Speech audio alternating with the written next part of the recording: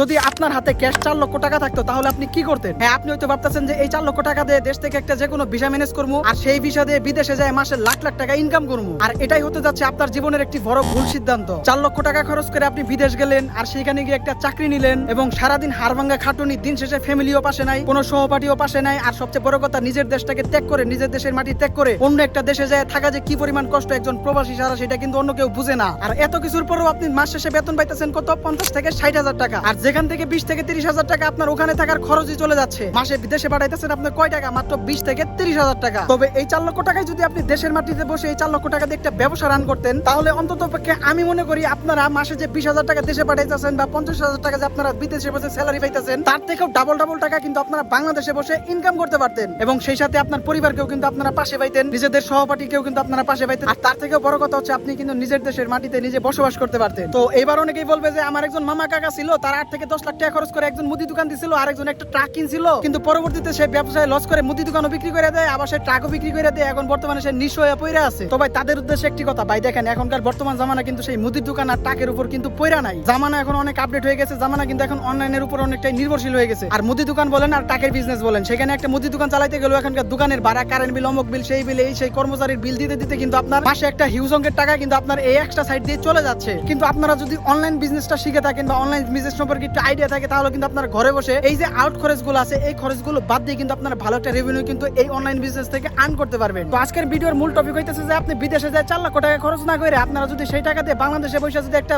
নতুন একটা online business start করতেন, তাহলে কিন্তু ওই যে বিদেশে যায় মাসে 40 থেকে 50,000 টাকা দেশে পাঠানোর চাইতে ঘরে বসেই কিন্তু আপনারা ভালো এর থেকে ডাবল টাকা কিন্তু ইনকাম করতে পারতেন। তো যাই হোক, কিভাবে আপনারা বিজনেস স্টার্ট করবেন, কিভাবে আপনারা কি করবেন, এই নিয়ে পর্যায়ক্রমে আমি আমার ইউটিউব চ্যানেলে কিন্তু এখন থেকে রেগুলার ভিডিও দিয়ে যাবো। তো ভিডিওটি ভালো লেগে থাকলে অবশ্যই ভিডিওতে একটি লাইক করে দিবেন, আর চ্যানেলে নতুন হয়ে থাকলে অবশ্যই চ্যানেলটিকে সাবস্ক্রাইব করে পাশে থাকা বেল আইকনটিকে বাজিয়ে দিবেন, কারণ আমরা প্রতিনিয়ত এরকম ইন্টারেস্টিং ভিডিও বানিয়ে থাকি। সো ধন্যবাদ সবাইকে, দেখা হবে নেক্সট ভিডিওতে।